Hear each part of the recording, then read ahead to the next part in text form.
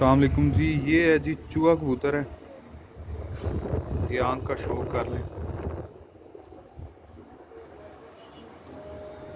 ठीक है, ब्रीडर है, इसके साथ मादी लगी हुई है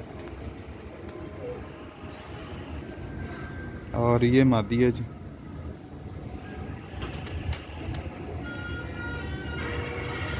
ये जालदार आंखों में है और 10वें पर में अभी ये मादी।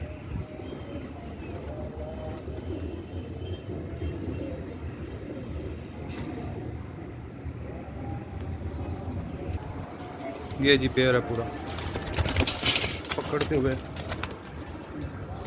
बहुत अच्छी है जी।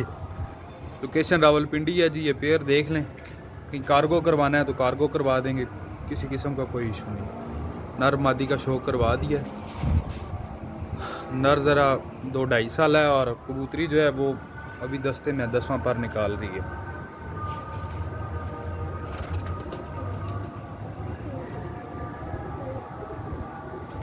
कबूतरी इसी ब्लड लाइन में से है जी।